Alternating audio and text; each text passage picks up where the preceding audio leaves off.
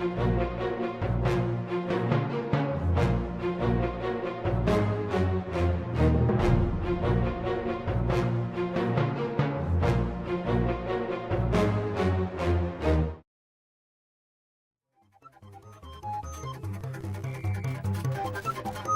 doctrine emphasizes the importance of rapid offensive operations in the rear of the enemy to achieve the degradation of morale and the destruction of its Hey, it's 4:45 in the morning, I just got this done. Two things before we start. You remember the thing I did with trucks and grain? They need more trucks. So, I'm getting more trucks. I'll explain fully in another video, but if you want to see me get drunk, drive across Poland, mac cheeses, blasting slapjack in the truck, that will probably get blown up by the second night. Sliding across the border, donate below, and it might happen. Or they might not let me drive after. What happened last time? Kudos. Our life and life of the Danish leader are highly dependent on their voice. Secondly, I know it's become a bit of a thing among intellectual circles these days to say unhelpful things like, oh, the left and the right don't really exist, it's all a horseshoe, or more Boris, but, you know, for some reason it's a horseshoe because both sides of the horseshoe are the same. These people are really, really intelligent. The thing is, I could sit here for several hours boring you all to tears by explaining who I mean when I say left and right, or I could just say left and right because you know exactly who I mean when I say these things. So in this video I do say left and right quite a lot. If that bothers you, talk.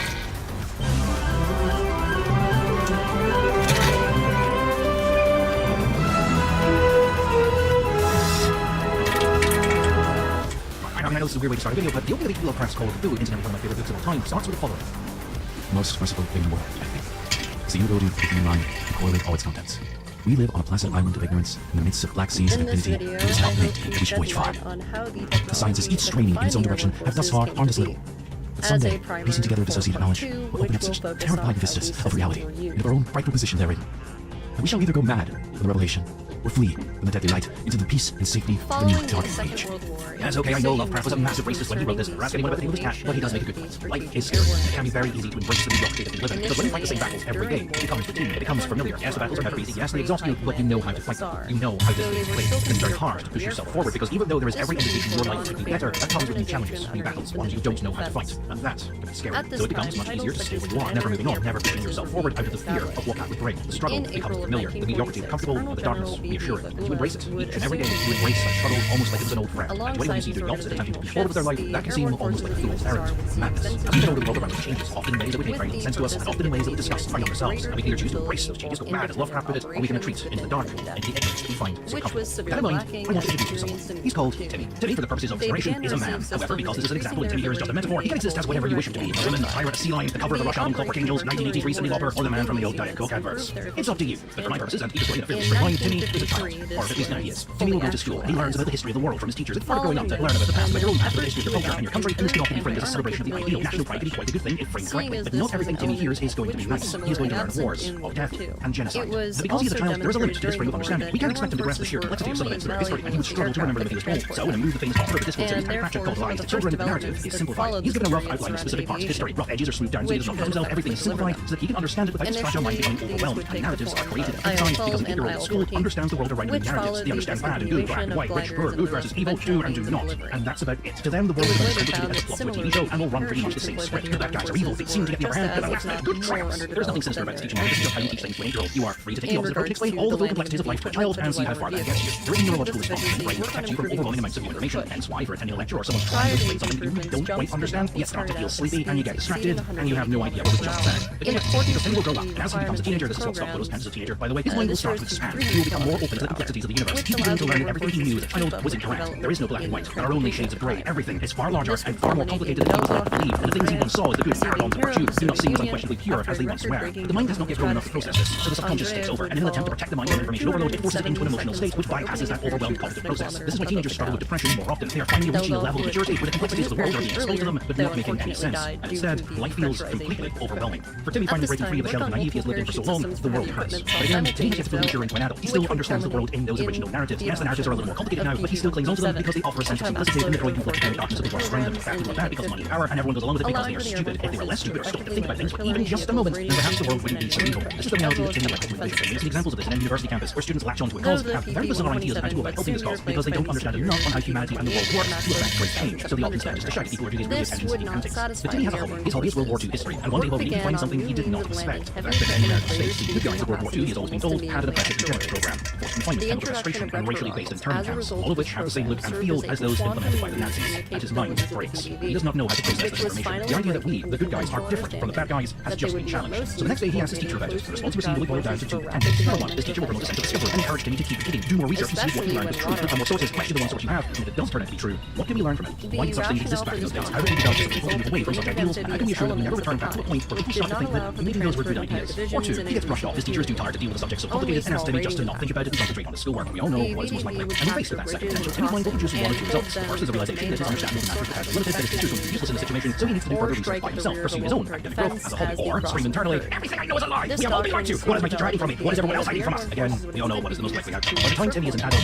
he is a completely different man. Where history is concerned, we know he goes the wool over his eyes. He has rejected the simplistic narratives forced fed to him by the propagandists when he was young and vulnerable. He is his own man now, and he figures things out for himself. But the initial problem has not been solved. He has simply evolved into the Dunning-Kruger effect, and believes himself much more open-minded and much more rational than he actually is. He's in the group of something called second opinion bias. A bias where the victim believes that almost every common narrative believed by the general public is false or misleading, and thus any challenge to that, any alternate, any second opinion must be the real truth. And Timmy, he's got it bad. He doesn't believe what everybody else does. He has made up his own mind, and the culture that surrounds him will constantly justify this in his mind that everyone else is a sheep going along with a common narrative, whereas he is a true free thinker because he doesn't choose to believe what it is. This long as he always thinks the opposite of what the mainstream media claims is the truth, so long as he always holds that second opinion. He is becoming a contrarian. He cannot ever agree with the common narrative, even if it is so blatantly true, because that would lead to show weakness. That would cast into doubt his objectivity, so he must always choose that second opinion, regardless of what dark paths it leads him down, retreating back into that ideology, that darkness, out of the sheer sense of comfort and its not sense of superiority it provides. I am not some sheep, I am not a normie like you. And through all of this, Timmy's understanding of history persists in being fragmentary, incomplete, and perhaps worst of all, slender. He gravitates towards books with titles like Lies My School Told Me, The Secret History of the Mayans, or whatever. He follows Twitter accounts like What the Media Hide, and posts a lot on truth social for reveling in the community which surrounds his reports is now ego-driven. He glosses over evidence that will support the common narratives he's already consciously rejected, will delight in evidence that confirms his current set of views. He distrusts anyone writing under the establishment label, and instead gravitates towards people who have been kicked out of academic institutions regardless of reasoning, viewing them as mavericks and rebels, silenced for going against the system. To Timmy, the mainstream, the media, academia, and so forth will always be propagandists, in on some big conspiracy, purposely constructed to blind specifically people like him. He has yet to reach the final stage of understanding, what we used to call it from the pits of historical This ignorance. For translated example, the to original training r/bad history by Silas Frost scientist was that of the American Civil War. Elementary school we learned about slavery. In high school we find out that it wasn't always slavery. It was more complicated, and at university we discovered that, on the whole, it really was just about slavery. This is true of the other subjects as well. One you might understand better is that when you're a child, the German Second World War Tiger tank is the best tank of World War II. It has the best armor, the best gun, it might not be as fast, but it's fast enough. In high school, we went through logic. The Tigers did not easily think. They were tactically unreliable, it was resourcely intensive to build, difficult to operate, they were never available in any real number, etc., etc. So when you get to university, just into that third stage of understanding, you realize the Tiger tank was, on the whole, a pretty good vehicle, and that can be difficult to accept, especially when you spend your life as a teenager laughing at the first group still wallowing in the ignorance of a child, now finding yourself having to agree with them. And arguing not your younger self was a child and could be forgiven for having jealous beliefs, but the person you were when you believed you were becoming more mature and more rational. The being the child is not wrong, not a lie. The conclusion was correct. It's just the thing that brought you to that conclusion was simplified for you. Protection was more complicated than you thought. Yes, you rejected the simplicity, and do so you've opened your mind up to the idea that the conclusion might be wrong, but ultimately once you understood enough of the subject matter, you realize that generations of historians and professors were in fact not wrong. You were not lied to as a child, everything was just simplified. And it's up to you if you accept this rather bizarre yet kind of fun way of deciding to understand the complicated subject work, where you dive down to the rabbit hole of conspiracy theorists where everything is a lie, whereas the real truth you're not being told. Rejecting any evidence that leads back to the original conclusion because it's easier to stay in the fight than admit you were wrong, or retreat back into the safety and security of the darkness,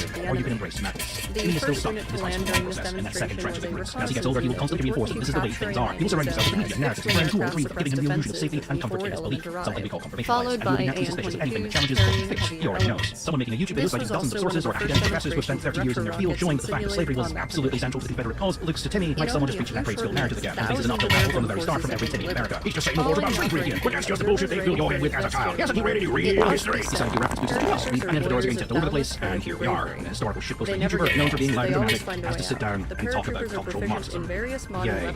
They wield them perfectly. Each fighter of the winged So before we begin, I'm not knows how going to because we fight have three against instructions. Many people are probably wondering, During what the on day earth spent am I on the doing? Why am I exercise, making a video on we get to cultural see a Marxism? lot I am a of semi-accurate, skills whimsical military historian known for writing about tanks and jets. Cultural Marxism is so far out of my wheelhouse, I'm basically on that part of the map that simply says here tanks. So for context, a month ago I made a video on the legend of John Boyd, a Korean War veteran, prominent member of the Fighting Mafia, and founding member of the club of Pentagon Grifters that every year wrote in the young and gullible detailed about America back before the Iraq War, with the American soldiers on for sale at the benefit of whoever you don't have to fight at the time, blah blah blah, etc. etc. You probably met them. He claims the title of fighter in fighter, never having seen combat nor claimed a single kill, but was switched back to the Korean War, never having completed a full tour of duty to study at the prestigious fighter plane school where he remained as a lecturer of the academic department, also known as not the department which teaches people how to fly. Though to be fair, he was also apparently an instructor, and as the story goes, he was known as 42nd Boy for his ability to apparently beat anyone in 40 seconds. In a fight. A plane fight. No, sorry, I'm misreading this. Thanks to the initiative Bet he could beat them in 40 seconds in an air fuel. I don't know if anyone took that bet, but apparently it was never claimed, according to another member of the Fighter Plane Mafia, writing for Global Magazine back in 1997. We'll get to Hillary in a different. Regardless, when the Vietnam War broke down, many of Boyd's ideas about fighter things were, quite frankly, outdated. Vietnam triggered one of the most significant military reforms in American aviation history. The book on pilot training was almost entirely rewritten, and as his fighter plane school began to be replaced with a new system, of which he was not invited to be part of, and as it became evident that his service in Vietnam was an honorary doping position, not one of serious import, rather than face his own irrelevance, he fought back. His primary target being the new fighter plane program being developed at the time, which eventually was brought to 2015. Boyd claimed bluntly that this new type of fighter jet never work, and went so far as to try and delay the program multiple times, attempting to replace the design with one of his own. He was able to convince a number of people within the Pentagon, including former test pilots, that he was right, and eventually got himself a red flag operation where these new F-15 fighter planes were flown off against a number of F-5s, and proved to be so incredibly successful that the F-15s had to have almost quite literally 12 arms tied behind their backs to give the F-5s a chance. Unhappy with this, he took his fight to the media, creating a major controversy around the F-15 program, about how it could dogfight, about how much it was costing, etc., which almost got cancelled. When the F-15 proved to be one of the greatest fighter planes of all time, Boyd reversed course, and instead took credit for its creation, now saying it would have failed had it not been for his inputs. He did the same with the F-14 and the F-16, both designs he claims credit for, in spite of being involved basically nowhere along the design phase. Now into this madness steps one William Bill Lind.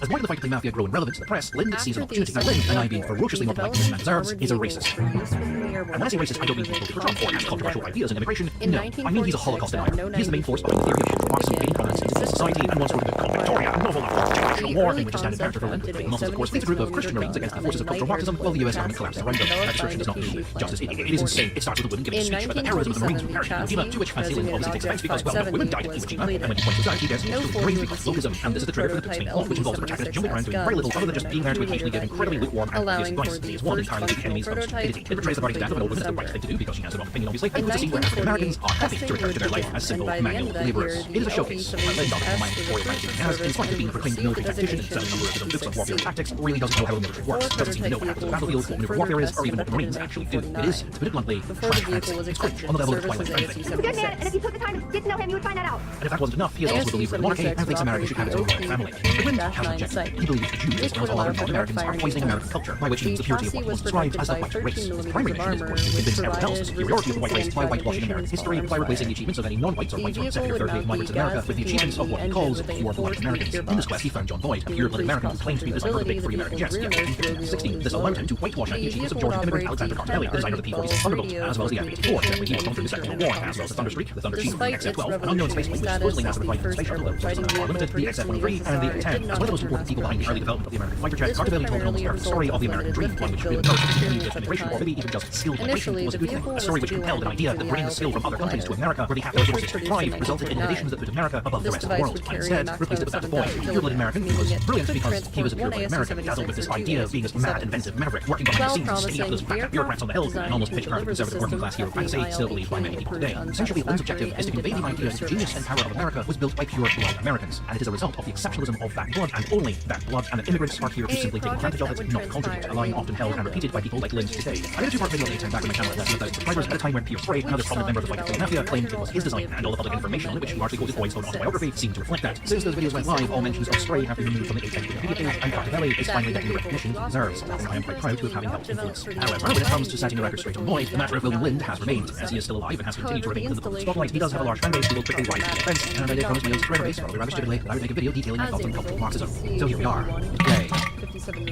So what is cultural Marxism? Alright, let me put it like this. Okay, so imagine you are the Witchfinder General. It is your job to hunt down and kill witches, and find some in this town. But this town has a problem. They quite like the idea of witches being around. Maybe one of them has cured a disease, or maybe they found the local softball team, or maybe they made a really good pumpkin pie for the potluck. Well, you're not going to convince anyone in this town to set fire to their witches just by screaming at them and proclaiming witch. In fact, when you do, people start to get angry at you. So they don't like the idea of a Witchfinder General around these parts, so they run you out of town. But you can't give up. Witches are evil, and you can't just let them wander free. Anything could happen. So you somehow have to convince this town to give up their witches without them knowing it, and without them identifying you as the Witchfinder General. So you stride back into town with a fresh haircut and a white mustache, and rather than scream witch, you instead tell everyone that you're not here looking for witches with God. No, you're here looking for warlocks. Now the people are intrigued. They've heard of a warlock. So you tell them that warlocks are people who have made deals with demons, exchanging their morality for power, that they bide their time in the shadows, do occasional good deeds to throw people off the scent, all while positioning themselves in places of power so that they can corrupt and control everything from the inside, which sounds very similar to the argument you made about witches, but no, it's not about witches, this is totally different. And then when you whipped everyone into a paranoid frenzy, you can point at whoever you like and scream warlock, and then you can burn witches, plus anyone else who got your way. They're like sympathizers, they don't deserve much. Now let's see the name of the demons, the Tom Hanks movie, the one with the big, what is it, 19 explosion? We'll cover that. So there's a scene where Tom Hanks bursts into the room, and the sexy antagonist priest has been beat up and points at one of the other cardinals and screams Illuminati, because I know there's this whole plot by the Illuminati to kill the people who are next in line to be pope, and then it turns out that sexy priest basically made the whole thing up, creating this idea that the Illuminati are coming after the church, so he can point at whoever he likes and scream Illuminati and have them killed, and then somehow become the next pope by jumping out of a helicopter just the right time as an anti-matter explosion goes off, of which one rams equivalent to the Russian bomb. Not entirely confident, you can parachute out a range of whatever. It's like that. Lind can't go around pointing at people and screaming Jew, because if he did, you would be like, well, this guy's a Nazi, and he'd throw things at him, as any respectable society should. So instead he screams cultural Marxist instead, because yes, okay, the person he is pointing to might also be a Jew, but that's just a coincidence after all. Not everyone he points at is a Jew, because he's also going to point at anyone who gets in his way. People who try to stop him, etc., etc. He's not the Witchfinder General. Of course not. That's just what the libtards call everything they don't like. It really should be more open-minded, and that's essentially it. That's all cultural Marxism is. It's just a way for people like Lind to witch hunt the opponents of their political ideology, mostly used, but not always, by disguising it as a larger problem under a different name and calling you the real Nazi for trying to stop them. It's neo-Nazis with serial numbers filed off. And that's all it is. But what, you want more? You want a more in-depth explanation? You've seen the runtime of this video. You know there's more. Machine gun for anti-infantry application. So let's say for the sake of argument, you're some dumbass YouTuber who's known for getting immediately drunk and ranting about history shit. And let's say for the sake of argument, you're famous for going off on unrelated tangents about half the audience understand, and the other half think you just wasted their time with. You see where this is going. 70 horsepower. James Randi, aka the Amazing Randi, someone I consider a personal hero of mine, though you've not approved of me calling him such, a man famed for the work he did later in life investigating the paranormal, the quackery, the pseudoscience, and other things not referred to as woo-woo mysticism, once gave a talk where he proved that Santa Claus is real. He's real because we can't prove he's not, as do anyone who believes in Santa. No scientific evidence in the world can prove otherwise. Yes, you can follow the scroll of going back to factories in China. Just a trick to fool the unfaithful. You can send scores of men and women and machines to scour the North Pole and find no evidence of any large-scale production facility manned by elves. It's invisible. You can set up cameras in every home and watch as Derek Smith at night and place presents under the tree, but no evidence of any jolly fat man squeezing down a chimney. He knows about the cameras, and he's done all this just to trick you. But what about all children countries that don't celebrate Christmas? He only gives to the deserving who believe in their hearts. I didn't get a present from Santa. You're on the naughty list, probably because of putting the cameras in everyone's house kind of thing. In other words, you cannot ever convince a conspiracy theorist that they are wrong. Regardless of what barriers you tear down, they will always just lift up the goalposts and run with them, finding deeper and deeper holes to crawl into and pointing out the existence of any hole and validating your so-called evidence. Santa Claus is magic, and your science cannot explain that. Of course, Santa's just an extreme example. Many people who believe in conspiracy theories when confronted by Santa theory will fail to connect the dots, believing that such an example is derogatory and thus does not apply to their way of thinking. So, cultural Marxism. Oh boy. For those of you who don't know, cultural Marxism is the belief that certain individuals, be these organized into radical or racial groups or Illuminati-style mystery organizations, foreign governments, or even entire cultures, are attempting to subvert Western culture, specifically American culture, and American values through the infiltration of the educational systems from the outside. The theory specifically deals with attempts to replace American culture and values with more Marxist or Marxist-leaning values, or values attributed to Marxism, such as socialism, and this explains the current decline and eventual collapse of society as we know it. Although cultural Marxism has many branches, this is its core definition as described by people like Paul Gottfried and William Lind in a way that I've been able to extrapolate. If you believe in cultural Marxism and think I've gotten that definition wrong, then what you probably believe in is still cultural Marxism, just with a different coat of paint. You see, the biggest problem behind cultural Marxism is its definition has never really been clearly defined. Like many right-wingish conspiracy theories, the edges in which it can be defined are very loose, and when asked to define what it is, most people give you a completely different answer or devolve into meaningless rambles and ask you to do your own research. William Lind, when talking on a podcast titled What is Cultural Marxism, never once actually defined what it is, but spent most of the second wrestling about what Marxism is, again, without really defining it. This is because cultural Marxism is typically used as a recruitment tactic for the alt-right and by people in the centre-left, including younger men falling down the anti-SGW rabbit hole in which you go from laughing at feminists online to spouting right-wing rhetoric while still believing yourself to be centre-left. And the biggest problem is, one of the first things that rabbit hole does is condition these people into believing that the left labels everything it doesn't like as Nazi or racist. Therefore, when you tell them the foundations of cultural Marxism are Nazi propaganda campaigns, Jews influencing the pure ways of the Aryan race through architecture, lesbians, fruity drinks, jazz music, and modern art, they hand-wave you. You can tell them that the main proponents of cultural Marxism has and has always been mainly anti-Semitic racial supremacists, and it was once used as a recruitment tactic for the KKK, or that people like William Lind have campaigned for the introduction of severely racist policies, including the exclusive death penalty for any crime in what we called urban areas. And they don't care. They look at you and say, why is everything racist here? Is your argument so weak that you must resort to such extremes of examples? Do you honestly expect everyone to just freak out and bow down to you because you said the word Nazi, and now sit back smugly believing you've won the argument? Of course not. Because cultural Marxism is so undefined, the boogeyman can become whoever you want it to be, personalized to the person you are trying to recruit. Blacks, gays, feminazis, political correctness, virtue signaling, social justice warriors, corrupt capitalist structures, Joe Biden, etc., etc. These are all products and weapons of a thought war created to subvert American values from the Frankfurt School of Thought, which spent its years under communist rule trying to find ways to turn capitalist countries into communist ones through philosophical study and ideas of teaching institutions targeting young people to create an aberrant culture war or race war, depending on which branding you subscribe to, in order to destabilize America to prepare for a communist or Marxist revolution, even though absolutely none of that is actually true. The Frankfurt School spent most of its time actually criticizing critical theory for being complete bullshit and praising Western values. This comes from a time period where there was actually a huge cultural push from what we call the baby boomer generation against political correctness and what is often referred to as the whitewashing of history. And this came from the left, not from the right, as many of you have been led to believe. But this does not fit the narrative, and the idea that political correctness was once used as a tool by the right is ignored, and the anti-PC movement of the 70s is hand-waved away with the memory of the movement being symbolized as dirty, stupid hippies who smoke weed and contributed nothing to society. That is the baby boomer generation, we are told, and those are the people who destroyed society. Even if the examples of historical whitewashing you fought against were things like the Trail of Tears or the desecration of India, things that were not typically taught in school, are still not particularly taught in school. The conservative right tends to shy away from, or launch into the argument that such things are being used as justification for what they claim is an anti-nationalist white genocide, just so that these events can be hand-waved away again and never discussed properly. You're starting to see the pattern here. This idea of some concentrated group of token enemy people trying to subvert American values through what might as well be sheer psychic hypnosis proves an excellent scapegoat to blame for a lot of American problems and the problems it has faced throughout its history, and not, and this is the most important part, you. And this is what they're selling you. A world where responsibilities of the world's evils have absolutely nothing to do with you. Nothing is your fault. Therefore, it's not your responsibility to change anything because you are not the problem. You are not at fault. These people are with their dyed hair and their angry, unreasonable attitudes. And aren't you glad you're on our side where we wear shirts and speak in calm, reasonable tones? Aren't you glad you're on our side? Look at the cringe. Look at the feminists be cringe. This is the other side. Don't you feel smarter for not being on their side? Look at them. Keep looking. Keep looking. Just look and laugh at them. This is the other side. This is how stupid and cringe they are. Not like us. Not like you. You're a rational free thinker. You're on our side. You're smart. Not like these people. Now let me tell you all about replacement theory and how stupid the left thinks we are, and by we, I mean you. And why all of this is really happening, the deep truth behind it all. Before you know it, you've gone from laughing at stupid people to spouting right-wing rhetorics. And yet most of you probably aren't even aware of the change. You spout the entire propaganda lines of the right and you believe them, but you still describe yourself as libertarian. So when people talk about the alt-right, you think that does not include you. This is why in the case against cultural Marxism, the history of it being largely a white supremacist anti-Jew Nazi movement is irrelevant. As I said earlier, any believer has already been conditioned to ignore any comparisons to the Nazis or racists because that's what the libtards call everything they don't like. Even hand wave it away and not have to think about it. They already know the Nazis stand among them, but they assume them to be in the minority on the fringes of the more extremist sides of the movement, which you can ignore because every movement has its extremists, including your own. Well, we don't need to take responsibility for them.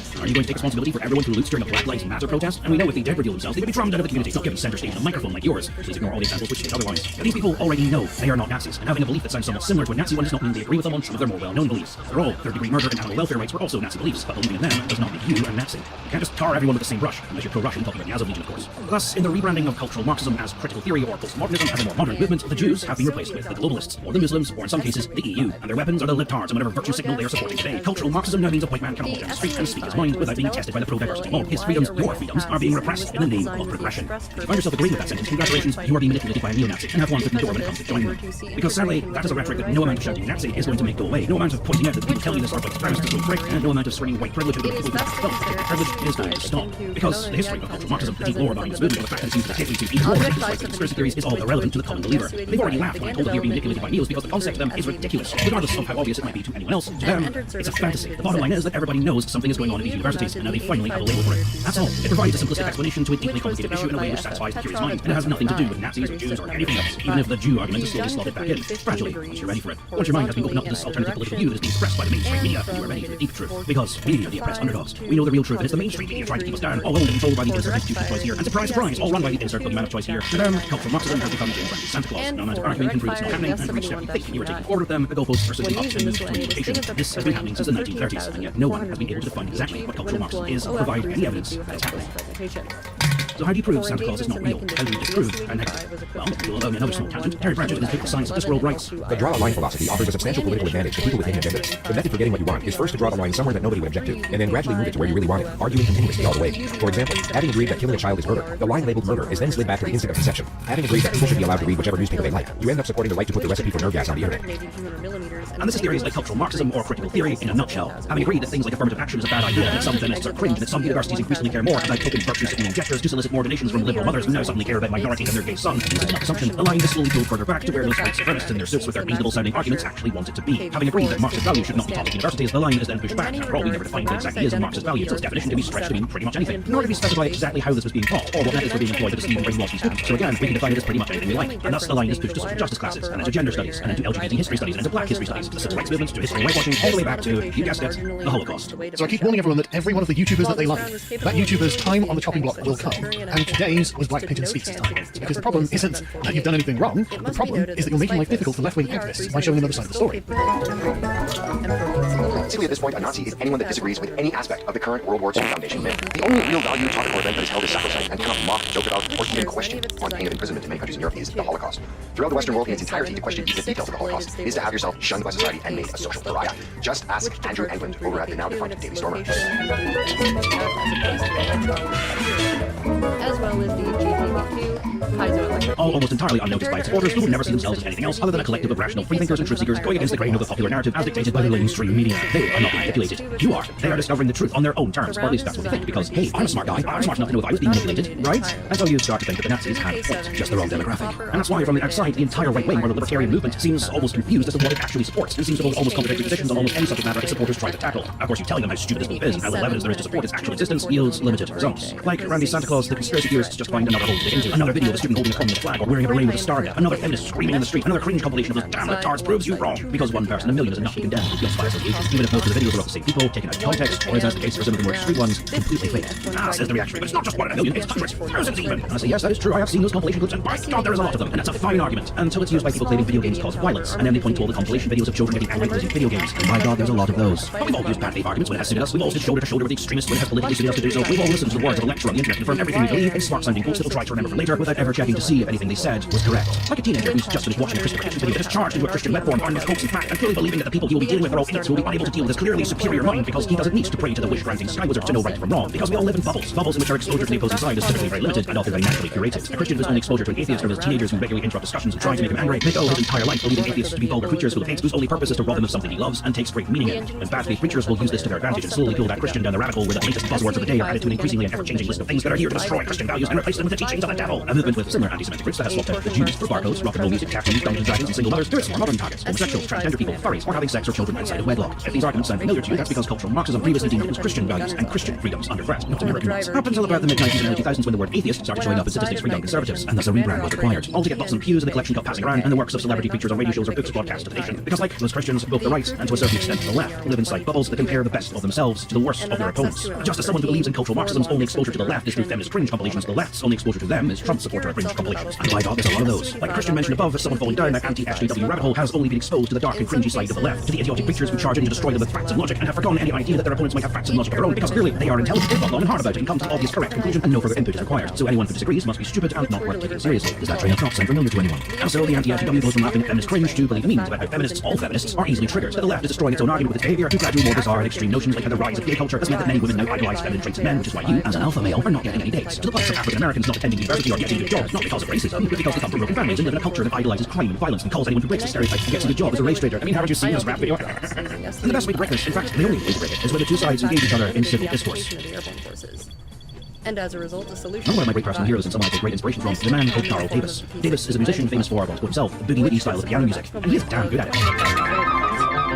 This made it possible to deploy a series of demonstrated important. He is famous for another reason. In 1983, Davis was playing country and western music in an all-white bar in Maryland, and after the performance, he was approached by a man who said he had never heard a black band play like that before, and compared him to Jerry Lee Lewis. Davis ordered another drink and sat with the man and explained that Jerry had learned to play from listening and playing along to black blues music and the similar boogie-woogie style that Davis was famed for. That he and Jerry knew each other and had played together. Over drinks, the two would become friends, and twice on Patreon would eventually admit, perhaps he was drunk, that he was a member of the Ku Klux Klan. But Davis was the first black man he'd ever actually sat down to have a conversation with, and was now starting to regret some of the things he believed. Which, yeah, it sounds like a everybody clapped story. But it led Davis to start writing a book from the Klan, which he would eventually interview Roger Kelly, the Grand High Dragon of the KKK. And over the course of the interview, Kelly and Davis would become good friends. Kelly invited Davis to be the godfather to his daughter, and Kelly would eventually leave the Klan behind. And when he did, he handed his role over to Davis, who has kept it to this day. Davis would tour America, meeting white supremacists and various Klan members, befriending them, and eventually turning them away from the Klan. To this day, he is credited with convincing over 200 people to leave the Klan behind.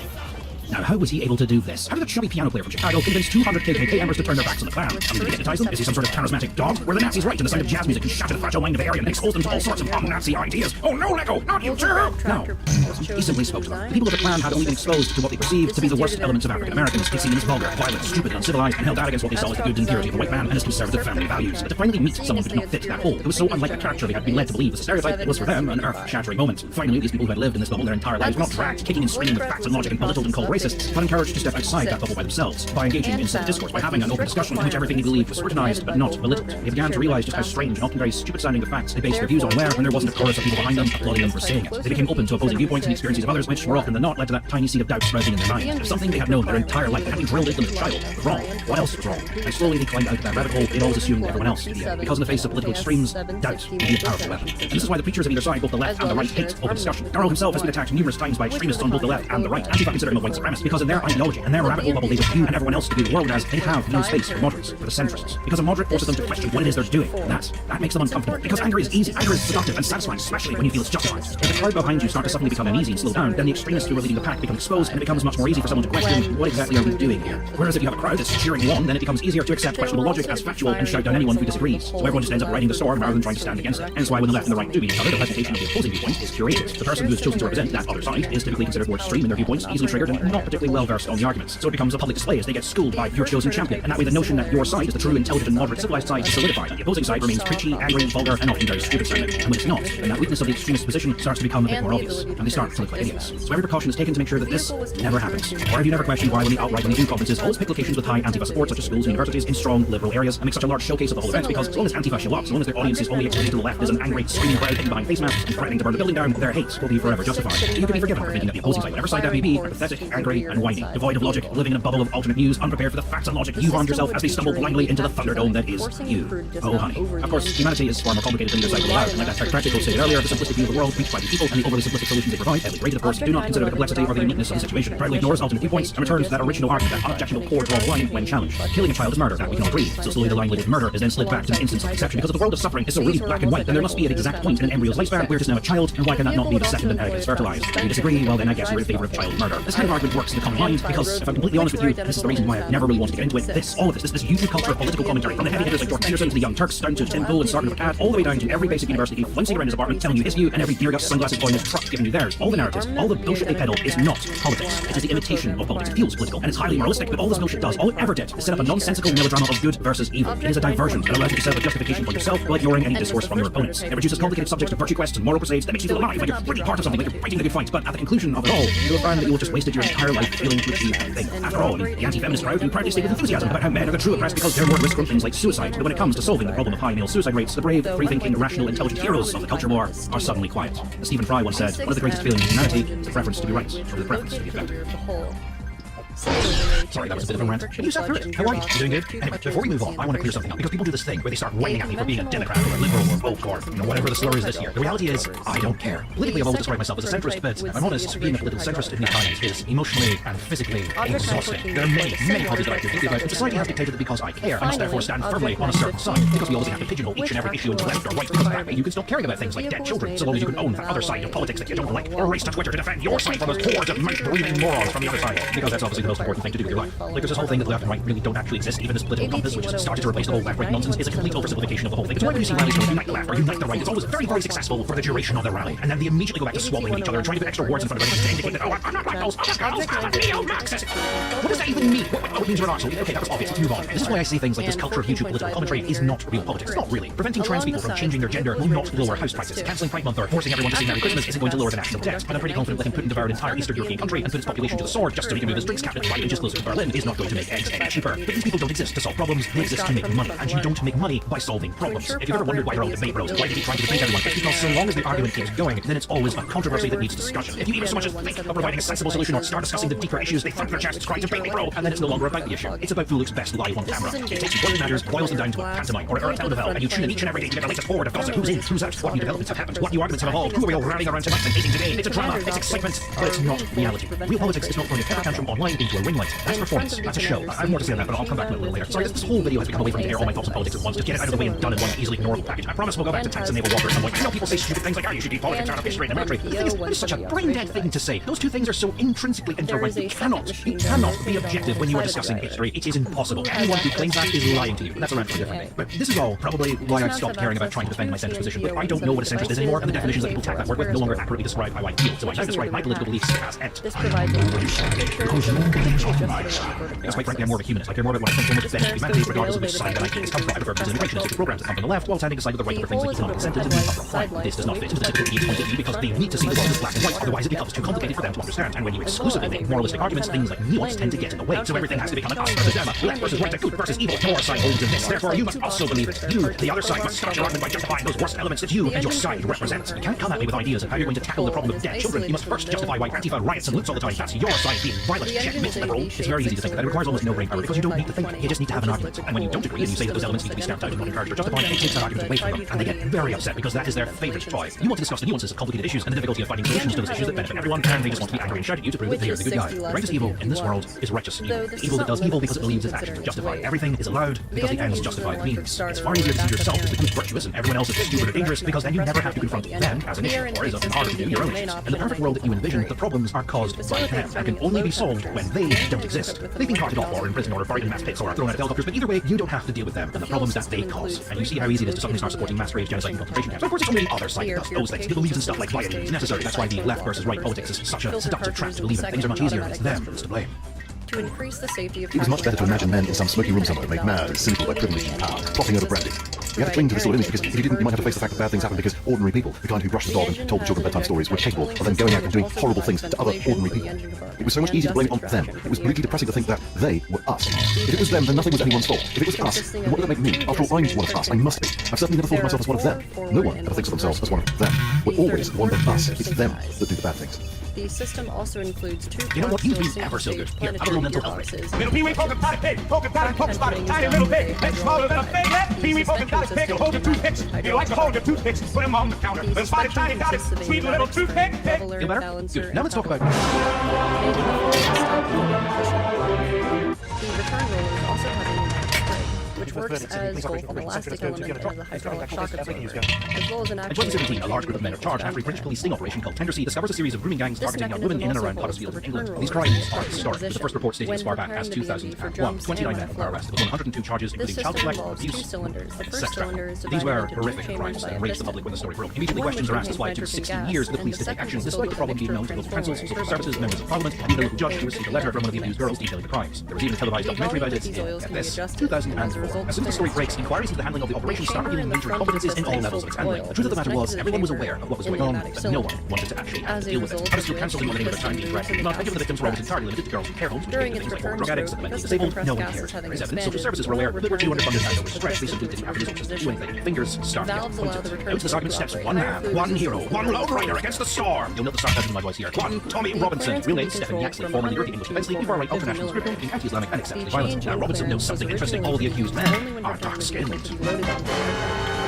During the trial, was also enforced media blackout, which prevents the press reporting the case in order to prevent any innocents swept up in the arrests from having their lives ruined. Because of this, Robinson claims the blackout is actually a cover-up to prevent offending the Muslims, and the police attempt to prevent him from reporting on this issue due to the blackout only adds fuel to the fire that he is being censored to prevent the truth from being known. Robinson then picks up in the previously mentioned 2004 documentary and discovers that the release of the documentary was delayed by police for several months over fears of inflamed race relations. This was only made worse when Andrew Norfolk, the reporter which originally wrote the story in 2011, admits that police failures to act might have been that they were fearful of appearing to be racist. This allows Robinson and the various other right-wing organizations to heroically focus the narrative around race, and because of the media blackout, the public only received this narrative. Now, rather interestingly, this narrative is supported by all those involved. Why? Because if the police say that they were fearful to act because they were scared to get racism, then it's not their fault. It's no one's fault. Well, apart from society, and society isn't going to lose their job because they let a child abuse ring go on for 60 years despite knowing about it. By focusing the issue entirely on race, it meant the blame could be shifted away from those responsible and onto cancel culture. But idiots on Twitter were never the issue, so the problem remains unsolved. The inquiry into it having bounced back and forth from various departments, Huddersfield Council refused to take responsibility for it and tried to pass it on to the government, who usually bounced it back to them. And for 22 years, this problem went entirely unsolved. The one thing that could have solved it, public outcry, was directed at entirely the wrong thing. The 29 men arrested were all British. Race was an issue,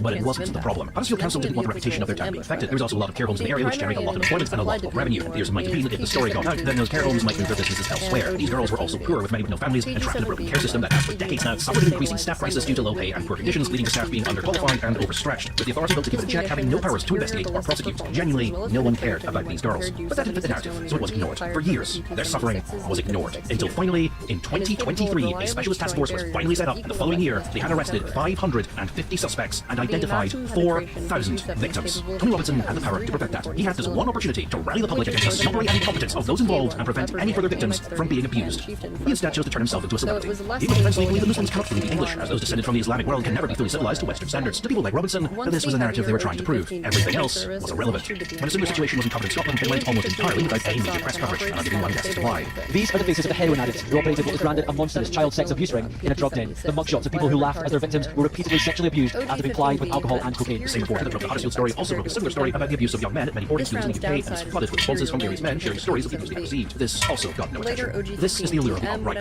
This is how they get you. I've said it before, but it bears repeating. They take complicated issues, boil them down to their most simplistic parts, and turn them into a morality crusade with clear lines of who the good and bad guys are. With you, obviously, being the good guys and the bad guys being the minority who lack numbers or political power to fight back, which makes everything far, far easier, especially to contextualize and think about it. It makes you feel good about yourself when you can fire back at the obviously wrong side of history with any number of canned arguments that just seem to come to the mind so naturally. It's exciting, it's powerful, it's fulfilling, it's very, very satisfying, but again, it's not reality, and it does not fix the problem. In 2020, a man called George Wall was killed while he was trained by police. This sparked a major protest around the world under the hashtag Black Lives Matter. But what should have been a decisive protest about police training, handling procedures lost its focus, because the conversation about police training is controversial. It's difficult to have. Many politicians rely on police unions for support. If they came out looking to restructure the police to public protest, they would lose that support. So instead, the narrative has changed. The media focused about statues, old TV shows, the blackface, people who said vaguely bad things back in the 70s, because that was easier to understand and less politically controversial. The focus was pulled away. Antifa was manipulated into tearing down statues, and the alt-right was in turn manipulated into defending said statues. Black Lives Matter became about something that wasn't important. Defund the police became the slogan. Blue Lives Matter became the return call. Both equally arguing over something that didn't exist. Because it was never about statues. It can be very comforting to be invested in something that's bigger than yourself. In many ways, it's almost like a religion, one that doesn't rely on such a big concept like faith, because you've got facts and logic on your side. And that can make you feel a lot less alone in this world. But all it does is obscure a problem, the conversation we need to be having. By dragging you out to see so far, the point is lost. Something not always, but mostly the right love to do, because it drives out the original complicated argument and replaces it with a much simpler, emotional, moralistic crusade that is easier to argue against. And politicians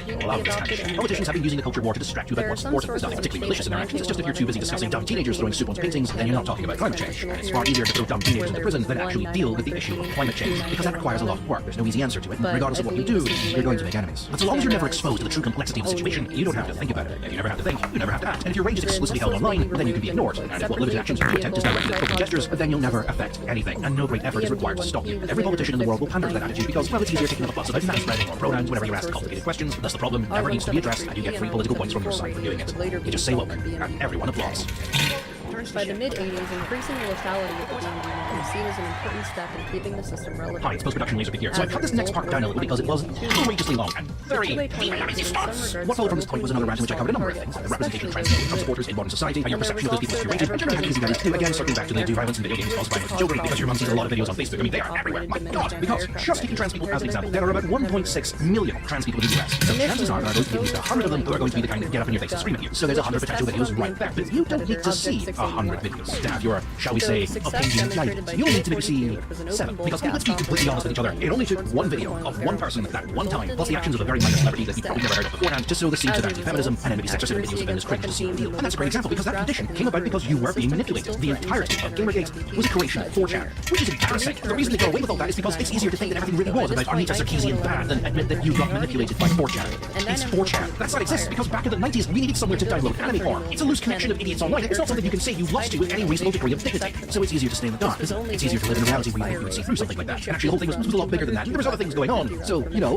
that's not true. It's all going back to the whole James Ryan thing. The people who are easiest to fool are the people who already think they are smart enough to not be fooled. Now, you take what 4chan did and amplify, give it a production budget of a nation state, thousands of employees, and well, 6 or 7 videos is all it takes. Alright, it might not be enough to get you on board with the whole genocide plan, but it will help you internalize it if it does start to happen around you. It's not really anything to do with you, is it? They have brought it on themselves, didn't they? The liberals destroyed themselves with their own arguments. They flew too close to the sun, didn't they? That's the exact shit they used to say in Nazi Germany. They said the same in the Soviet Union, and they did it to the gays during the AIDS crisis, and they are currently doing it in Ukraine. It's a very famous point about it.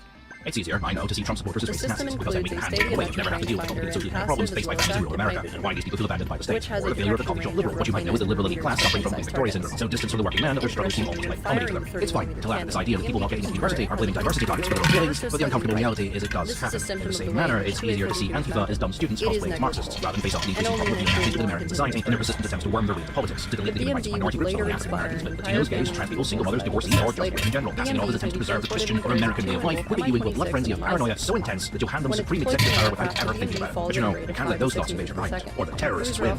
It's easier to see African Americans as criminal opportunists, not criticized culture or civilizing white blue-collar man and his family, and maybe brush them off on this idea that they just use racism as an excuse for all their failing, because you never have to deal with the reality that systemic racism is still very much alive in America. A lot of white people have racial discrimination, oh yes, but rarely due to their skin color, and never repeatedly due to their skin color. It's easier to see trans people as idiots led astray by the woke blue-haired liberal crowd that it's all just some mental illness or fashion trend, rather than face up to the reality that it is not an illness, nor is it a threat. It's a condition, documented roots as far back as ancient Egypt, one that we have a cure for, and that cure is to simply allow them to transition, something we have been doing before it was even medically possible. For an example, at the top of my head, James Barry, a surgeon who died in 1865 and was later found to be female at birth. They were doing this all quietly, all living without anyone really noticing or even stuck by them until suddenly their life became the blasphemy of the day. Doing so, by making them the enemy, by denying them this treatment, by pursuing them as something to be hunted down and removed like a cancerous tumor, suicides among trans people, especially teenagers, has skyrocketed. So maybe they don't feel like being quiet. And I can respect that. But the thing is, you need that. You need an enemy. Cancel culture, feminazis, wokeism, the terrorists, whatever the buzzword is today, is a concept. And you cannot direct your anger at a concept. You need an enemy, or them, a living embodiment that you can actively fight, which is what keeps your attention focused away from things that matter. 4chan hive mind can't be defeated, but it can be distracted. And honestly, not with much effort.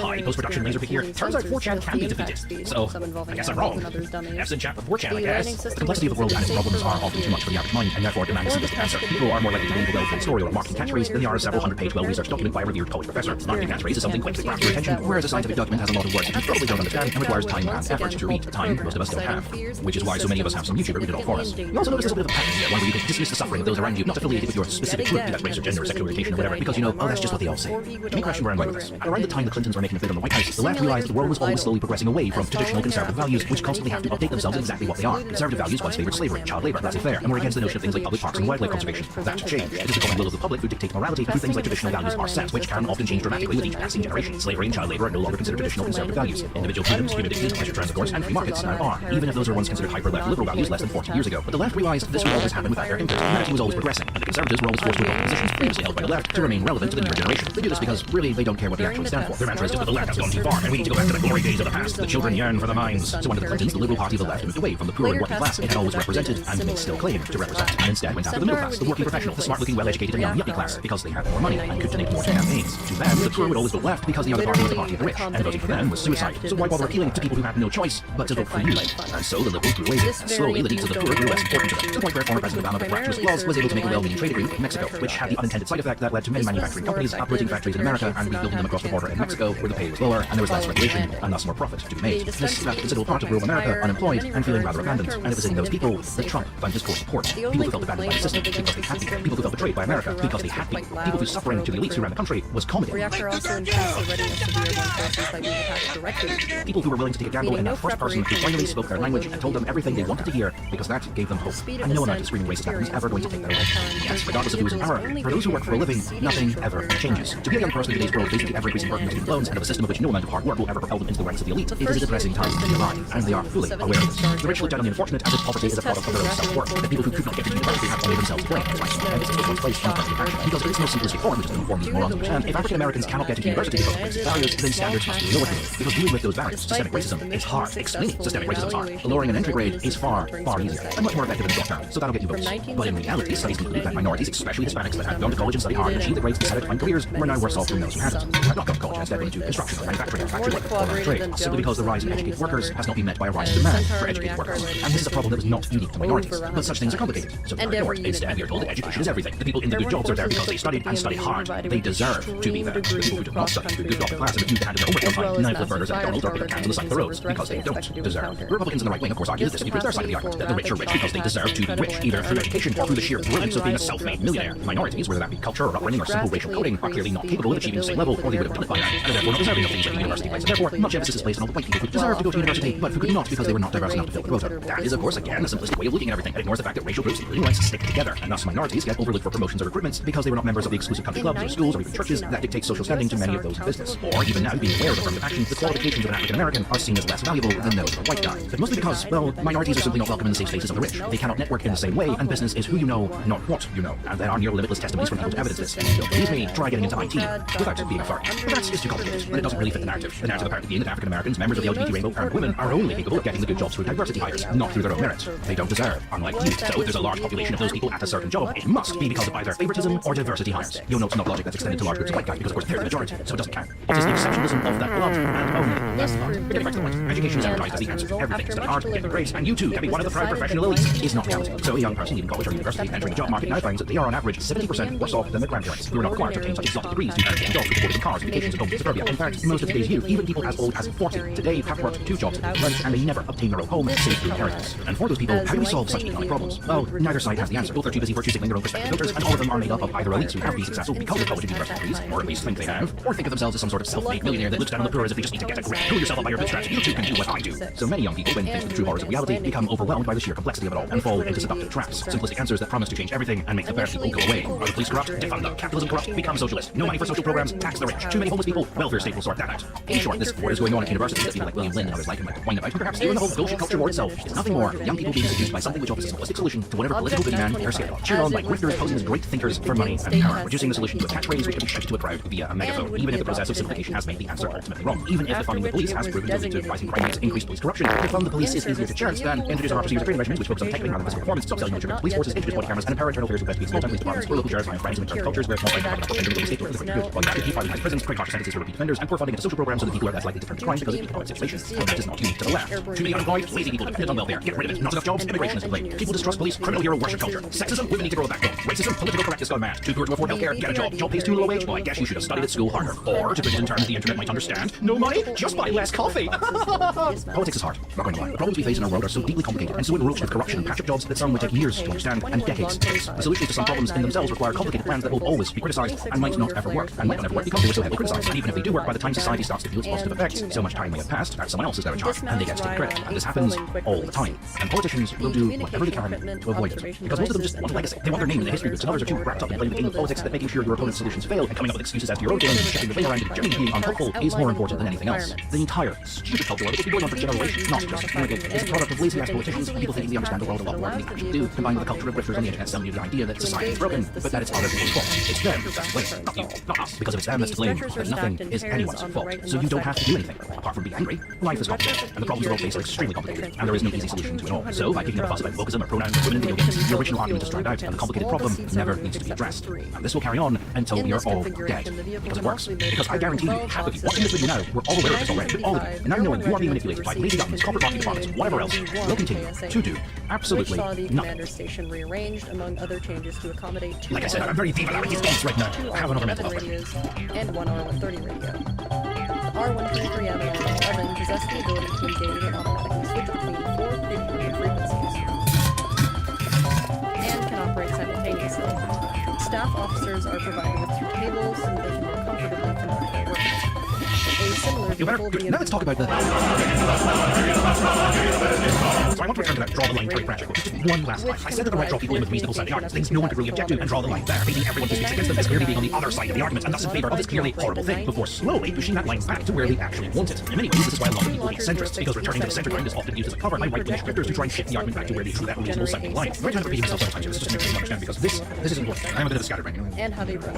If I've been coherent at all in this video, it will be something of a miracle. So, to give you an example, the line is drawn at free speech. You are for free speech, in which case you're on our side. If you're not on our side, you're against free speech. You're not with us, you're against us. So opposite, you're on our side. Because you believe in free speech, but you don't have to fully be on our side. That's fine. You just need to know that the people over there, on the other side, those are the dangerous people, because they want to rob you of your free speech. But of course, you fall into a trap, because what exactly is free speech? What does that actually mean? Or to put it better, what do I mean when I say free speech? Right-wingers in the UK protest the country has no free speech because you can be arrested for physically threatening someone, even if that threat is posted online, a law they frequently describe as draconian. Elon Musk even threatened to invade the UK over it, even though they were the ones who demanded its implementation, because, we need to educate the liberals, so they just can't threaten people online and expect to get away with it. Right, Carl? Tom Robertson mentioned earlier has been using this as a mantra for years, claiming he has been arrested multiple times in violation of his free speech. In reality, he has been arrested for aggravated assault, hit someone in the head multiple times as they lay bleeding on the ground, leading a riot, using a false passport to enter the United States illegally, mortgage fraud, stalking, and he almost ruined the entire case against the Huddersfield Ring, which would have let him go free with brutality had the police not intervened. What a guy. Again, I ask, what is free speech? Well, the line labeled free speech can be interpreted to mean pretty much anything. Maybe to you it means being able to criticize the government without consequence. To someone else it means being able to speak their mind without repercussions. To others it means they should get banned from internet forums. To some others it means being able to shut down religious intolerance and preach the word of God in schools. So on is the right God, of course. The line labeled free speech can be pushed back, gradually broadening what free speech actually means to include whatever they need it to at the time. All the way back it goes to the point where it pointed out that in this tolerant society where any man should be able to speak his mind, the one thing you could never say is Holocaust denial. If you be in favour of free speech, you might not agree with Holocaust denial, certainly not, but you'll fight for the right for someone to state their opinion without being arrested, right? I disagree with what you say, but I will defend to the death your right to say it. The line famously was attributed to Voltaire. You should have the freedom to choose what you believe in, and if you don't believe in the Holocaust, then that is your right, and no one else's business. And if that right is denied, if the politicians get the power to dictate what you can and cannot believe in, then sir, it's just a slippery slope. And now you're starting to see where that line ends. And where does it end? If you said the Jews, then...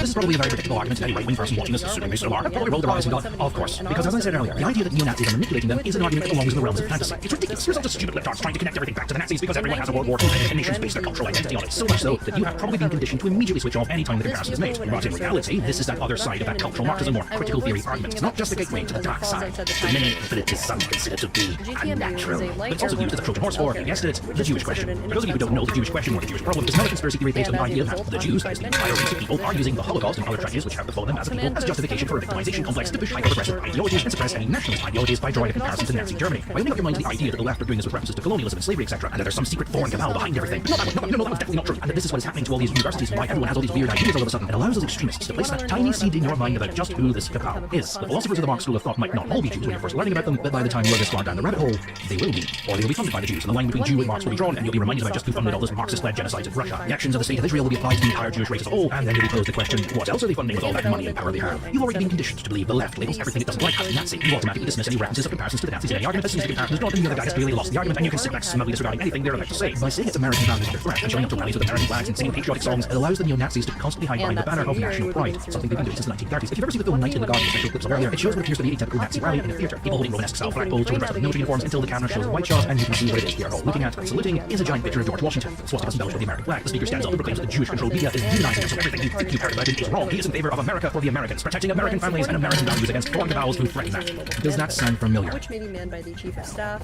or everyone knows the world around them is complicated and strange, but they carry on regardless. A thousand shades of grey between pure evil and good that occur in almost every situation in the world are too complicated to think about. It's depressing, and it's a sense of almost sheer hopelessness in the mind of anyone who thinks about it too hard. There is instead comfort in normality. I am in my lane, I am unbothered, I am moisturized, I am focusing, I am flourishing. If you wish to excel in life, you must concentrate on the things that are important to you. Your job, your career, your family. For Americans, this is always a pretty simple paradigm. Job, country, family, in that order. I've gone over that in a different video, so I won't super explain it here. Your worldview shrinks as you get older. Your world becomes your home, your career, your children, and you don't often dictate much thought to goings on of the world outside those things. So long as none of these things in your world are threatened, you are content to ignore everything else, even if you know it to be wrong. You are living in hyper-normalism. And when you live that kind of life, as the majority of everyone does, you don't have time for the sheer complexities of every situation as it presents itself around the world. You want something to tell you about it in the most simplistic and obvious way possible so you can get on with your life and the things that are important to you. You need that complicated situation reduced to a simple narrative, which gives an incredible amount of power to anyone who can do just that. Thus, you return to the grade school. Everything becomes a narrative, a moralistic battle between good and evil. This is our side, that is their side, this is the line. The complexities of the universe have been simplified for you, reduced to a headline and a series of talking points to repeat around water cooler. So if you want Americans to sit up and pay attention, you need to tell them that one of those paragons or all of them is under threat. The average American isn't going to care about trans kids or Pride Month or abortion clinics because typically it doesn't affect them. So it becomes the war on Christmas, the war against Christianity. Christian values are under threat. American values and the American way of life is under threat, or the traditional family and family values are under threat. Without, of course, ever truly defining what those things are, just reminding you that the other side wants to take it all away from you, and you don't agree with that, do you? So you jump aboard, shaking hands with a group of people you only ever see as just a social group of guys who have concerns about free speech and how the liberals seem to be taking it all too far. Not Nazis, that's just what the libtards call them because they're stupid. And when you've accepted that, they can push that line back to where they really want it to be. What do family values mean? Well, it means keeping the moral values of the family alive, which though vague, might just mean children to respect the wisdom of their parents. It might also mean no abortion or sex before marriage. Tomorrow they're talking about the sanctity of marriage, which might mean gay people shouldn't be allowed to marry or have children or really exist in any way, shape or form, or it might be that they want to ban porn. Tomorrow it's all about the traditional and sound functioning of the family unit, which is vital to the very fabric of society, which means women belong in the kitchen and must be subservient to their man, or they want to ban divorce to save the children, or a combination of all of those things. This is not a slippery slope. This is genuinely what some people believe and are actively fighting for, using the term family values as a camouflage for their true intent. And you might say, but I didn't sign up for that. No, but you did. As I stated earlier, they simply made a vague statement and did not define exactly what they meant by it. Your brain did define it, probably without you realizing. You know, this political trick. The line is for strong where you assume it should reasonably be, and then move later when you weren't paying attention, or when you reach a point where you can be easily convinced that's where the line really should be. Politicians do this shit all the time. Even if they don't get that line all the way back to where they want it, they are happy to sit back and take their time with you, pushing you one step forward at a time in what is often referred to as salami tactics, a political tactic where big changes introduced gradually by means of lots of little changes or slices introduced over a longer period of time, implemented in such a way that people would not really notice the smaller changes until it was too late. The frog jumps out of the boiling pot, but will sit there and boil alive if you slowly turn up the temperature. A tactic that was also used by Nazis, summed up in the poem by Martin Niemöller, First They Came. I mentioned it earlier. A poem which describes how the Nazi authority began hurting minority groups, starting with the ones people would care least about, in which the author admits letting it happen and not caring because he's not a member of these groups, until eventually they cut for him, and there was no one left to speak for him. This was later used as a basically anti-fascist American propaganda film called Don't Be a Sucker, in which he bashes the preacher on the streets, calls for the purging of certain minority groups in order to protect the sanctity of the American state. The protagonist nods along, agreeing with the statement as the preacher reads out the list of these groups until the protagonist's group is mentioned and suddenly takes offense. I'm speaking to you as an American. I tell you, friends, we'll never be able to call this country our own, but it's a country with us. Which was to be mounted onto us too. As this transpired, early experimentation, which would lead to the mounting of the prototype, on Object 19 had already or to put it all in internet terms, I didn't think the leopards would eat my face. In fact, if you want a better example, I've already done this to you. Earlier in this video I was talking about how the roots of cultural Marxism was originally a propaganda campaign by the Nazis to lay the blame of modern society's problems on the Jews, and then gave a list of things the Nazis rallied against during this campaign, one of them being modern art. And I flashed a picture of the Starry Night by Vincent van Gogh. Now many of you, upon seeing this, probably immediately started screaming in the comments, it's not modern art. Modern art means abstract stuff like this, or that painting that was just or that thing that was a turtle prize, was just a light bulb flicking on and off. No, when the Nazis said modern art, they meant stuff like this, which included things like Van Gogh and Matisse and Picasso, most specifically Guernica, which portrayed through Picasso's eyes the horrors of the Spanish Civil War. You could maybe think of why the Nazis wouldn't want to portray in that particular way. I didn't define what modern art is. You just assumed it was those stupid things you heard about, like that car with a giant doily over it or that cow splitting out. So when I said I'm going to the Louvre to burn all that horrible modern art, you automatically assumed that means the stuff specifically that you don't like. And by the time you're reading about how I burned the Scream, it's too late. Because once you're on board holding all those salami slices, once you've accepted them as baseline normal, it becomes easier to open your mind to more interesting things like the Great Replacement Theory, about how all this is a plot by foreign cultures like Islam or China, but definitely not Russia, to replace all the nations white people with their own, taking over a country from the inside. And so you become distrusting of non-whites and angry when you hear about how entire parts of certain cities, usually ones you've never been to, Birmingham, and the UK is the opposite example, being totally under the control of black people and Muslims who have their own pseudo-government and follow their own laws, which the police are powerless to prevent. Not because they can't, but because they'll be labelled racist if they do. We went over that earlier. Ignoring, of course, that people of the same culture tend to find each other and stick together, not because of conspiracy, but because it's either comfortable to be around people who speak the same language as you, have the same culture as you, understand you, and can help you into this new unfamiliar environment, or power circles within the government, law enforcement, or general society has forced them to do so. This is not exclusive to minorities. White people do this as well. Just look at parts of Spain, where entire city districts and regions have been completely taken over by English expatriates, many of whom live in exclusively English-speaking zones, rarely leave, do not speak Spanish, and have argued in the past that such regions should be subject to English law, not Spanish law. Does that idea fill you with the same hatred and fear as the Birmingham example? And if it doesn't, what does this tell us about you? Isn't the idea that one race of people being allowed to do a thing the other can't the very definition of racism? Well, this doesn't fit the narrative. So Birmingham becomes the example, and Benetton is ignored. Once your mind has been opened to racist concepts, once you start questioning when a minority family moves into the neighborhood, once you start sitting in your truck with your shades on, ranting about how them lives need to go up air because you're carrying work 16 hours a day for no thank you, once you get involved in all those online discussions with other freethinkers who don't listen to no mainstream media, not defending mainstream media, that everyone's following for God's sake, then you slowly start to put it all together. If you accept there's a secret underground cabal living from wherever that is undermining American values to take over the country from the inside, the liberals are dumb and this is why they keep falling for it and refuse to listen to reason because all they do is shout Nazi at you. Once you've been opened up to the idea that the right stands for traditional American values that you grew up on and the other side cares more about celebrating diversity for the sake of diversity and puts down your culture because it's the culture of white people and white people are inherently racist, then what you've probably figured out is that this is all a group of people using discrimination as a justification for their own victim complex to push hyper-progressive ideologies and suppress the traditional patriotic mindset by comparing it to the Nazis, which if you haven't worked out by now, I'll spell it out for you. That is the Jewish question. It is the Jewish question without the Jews. And all someone needs to do is lean into you and ask, so who do you think funds all this? Who has all the money? Who owns all the banks that all the major countries are in debt to? And hey presto, because if someone rants to you about the Jews, your mind will instantly go to, well, that's saying you back away slowly, so you have to come to that conclusion by yourself, unaware that you are being manipulated into making that exact conclusion. When you finally do, you pat yourself in the back for working it all out because hey, you're the smart one, and congratulations, you've become a neo-Nazi. All without realizing it, because this is how neo-Nazis work. If you're meeting a neo for the first time, they typically will sit there and immediately start ranting about the Jews. They will throw their arms up and salute and shout Nazi slogans unless they're gathered in a large group of Instead, they will not talk about the Nazis at all. They will instead talk about the evils of the Western world, the power of the House of Windsor, the federal government, America's war crimes, the true horrors of the British Empire, the sheer lunacy of sheer law, and the brutal, violent history of Africa prior to colonization before the white man arrived. They'll talk about Dresden, about the Jewish involvement in the slave trade, about the war crimes of Churchill, and so on and so forth. The objective is not to make the Nazis sound good, but to make everyone else sound either as or more evil by comparison. comparison and make themselves appear as the oppressed underdog fighting the good fight, all the while masquerading their attempts at implementing Nazi ideologies into the US government by dressing them up as attempts to save American culture, American children or families, or Christian ideology, disconnecting the word Nazi from the end goals of Nazi ideology by filing the serial numbers off. Once that line has been drawn, once that conclusion has been made, as this is a matter of making sure you understand any counter arguments as propaganda, Jack and Common Works by noted experts in their field by reducing their arguments to the most simplistic narrative and hand-waving away as that's what they want you to believe, and allowing the works of anyone who dares question the societal core beliefs as real history. Welcome to your new life as a Timmy. Which begs the question, are they right? Are the Jews secretly in control of the world? And are the people who propagate this question correct? Are they correct about the religious cabals, about the deep states, the Illuminati, all combining forces to specifically keep down the power of the white man? Right, the blood of the pure Aryan has some special properties unknown to science which makes them genetically and mentally superior to the rest of the world and would be capable of obtaining idealized utopian societies if given free rein, all held down by the unwashed, unfree races of the world jealous of their power.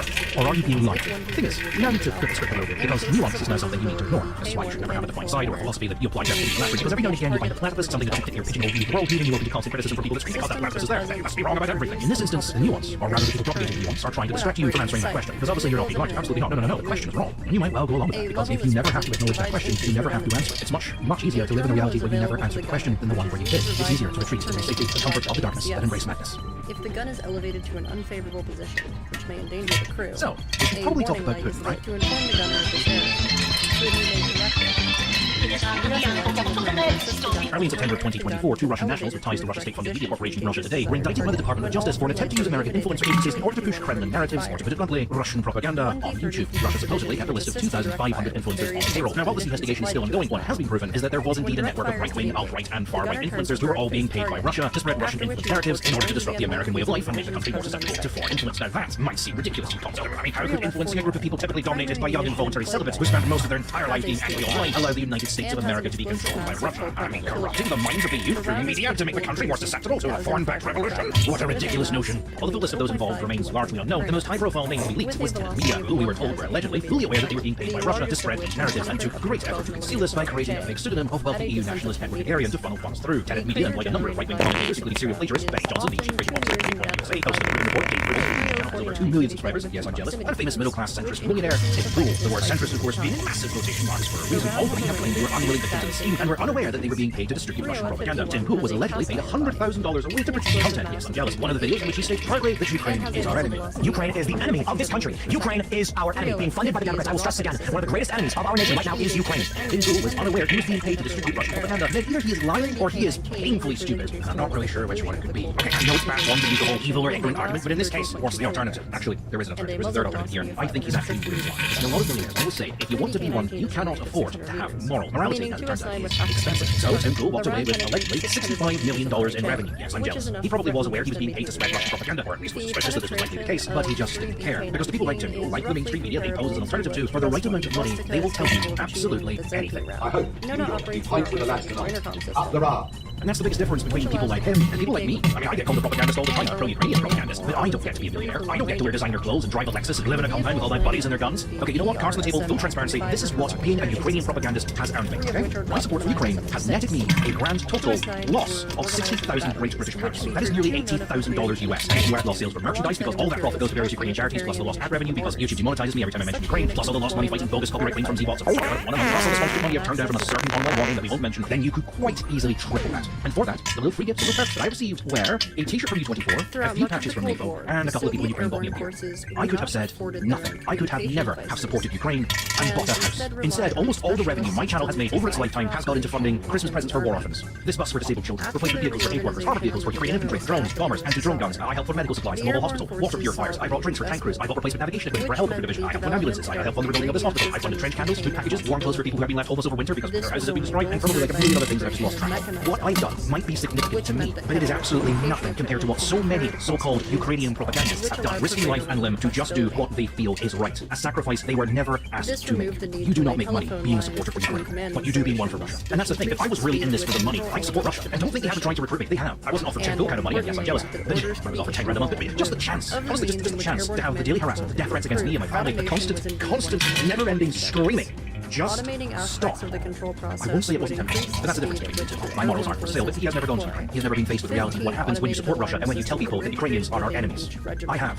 and that as changes a that. result, deployment The times reality fell is, to just all of the 10 people in the minutes. right-wing sphere pose themselves as the good alternatives to the bias of the mainstream media, but all of them were happily prepared to do exactly what we were doing for the right amount of money. They will tell you whatever anyone wants, so long as it's not something that they think you don't want to do. I fear that you might stop paying attention to exactly like the mainstream media does. The difference being the mainstream media has regulations on what can and cannot say. They can exaggerate, they can create half-truths, they can shape narratives, but they cannot knowingly lie. And all of their sponsors, all their owners, anyone pulling the strings behind the scenes is all public information. But for a $30 a year subscription to a service like Ground News, you can see it all on your phone. YouTubers and people who operate more independently like Tim Bowen, people like Alex Jones, don't have that kind of regulation. They don't have to tell you who is paying them to say what. They don't have to tell you the truth. And their opinions and their morals are for sale to the highest bidder. This is why when Russia sought to influence public opinion in the West, they went to these people, not to the mainstream, because they could be bought, and they could all be kept quiet. And if Britain wanted to throw them some money to suggest to their audience that the Crocus City Hall attack was all the work of Ukrainian terrorists, or that the Azov Legion were all Nazis, or that Donald Trump was the only hope America had, then so be it.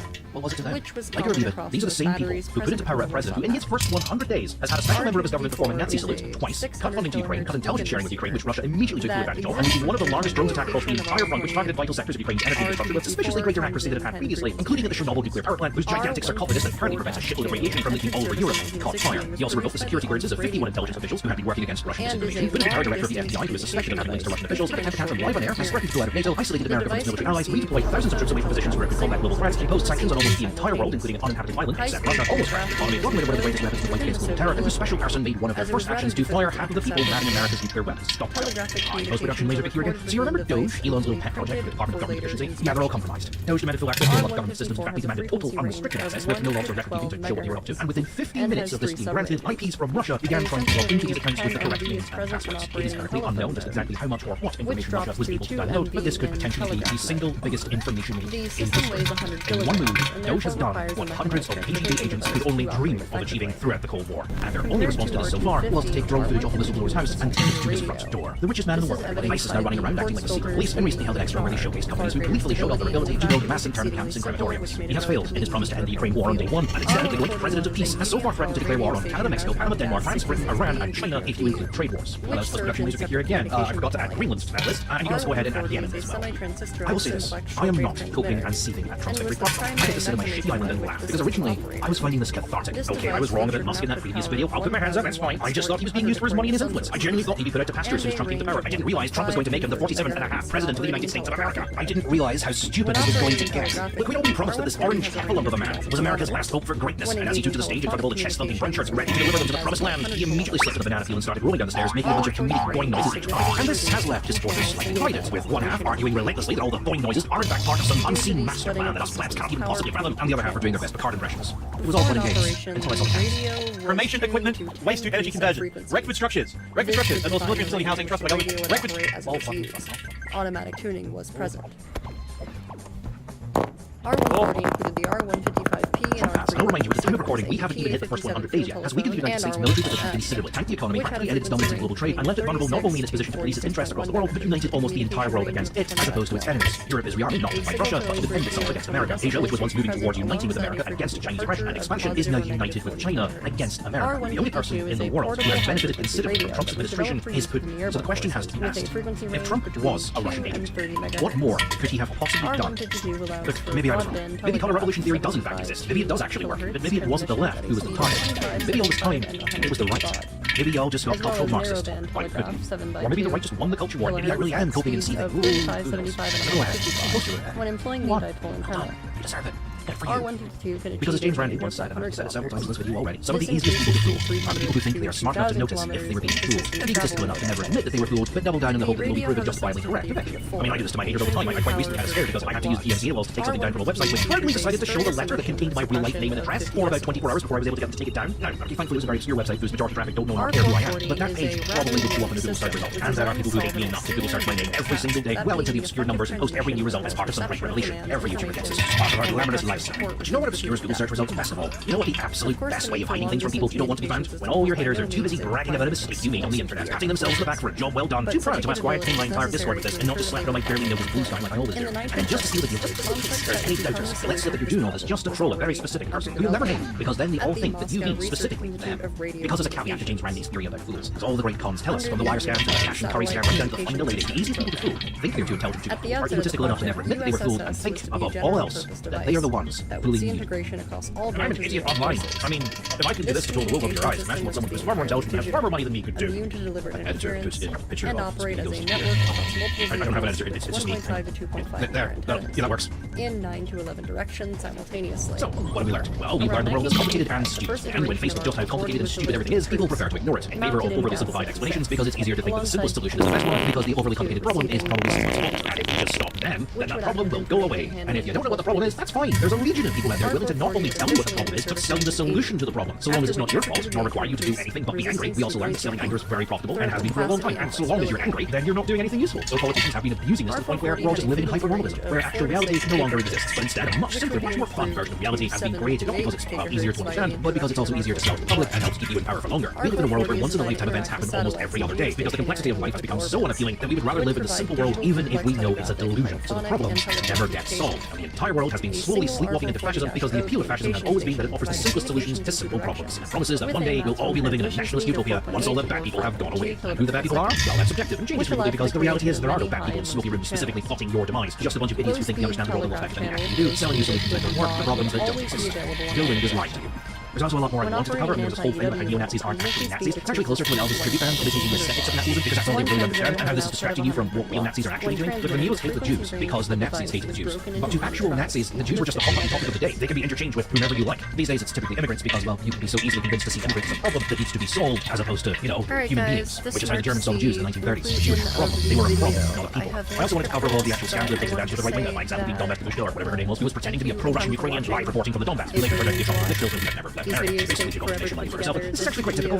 You know, both con artists and marketing departments regularly take advantage of largely right-wing outrage for money. It would be wrong to say that that's exclusive to the right, but it is significantly worse on the right than on the left. So compared a matchstick to a forest fire. My examples largely focused on things like the Ghostbusters and Captain Marvel movies, where a near-fake situation of outrage was created in order to boost publicity for those films. Also, that 99% of right-wing thinkers are either grifters or snake oil salesmen or fundamental Christians or secret Nazis or just objective morons. Essentially, all have agendas that they're trying to sell you, and things like truth or fact or reality tend to get in the way of that, so they have to defend the simplistic narrative tooth and nail as it is as essential to their existence as water. Hence why they're all so anal. And by this point, this video was like 5.5 hours long, so I mean, I have a life, so I cut it back to what I thought was most important. I've never done a video like this before, and I did promise my Patreon that I'd do this a year and a half ago. So, you know, sign up to my Patreon. Really, if it's worth it, I'll I mean, you give me money and I'll ignore you for over a year. I mean, so maybe this works. Who knows? Or maybe it didn't work, and you hated it, and I'll never do a video like this again, and you're sitting there going, well, you should have stuck to text, but even though I have never been a text channel, I'm just well known for that one text video. Or maybe this has worked. Maybe I finally got through to you all, and I'm a genius, and all of society's problems have finally been solved. Huzzah!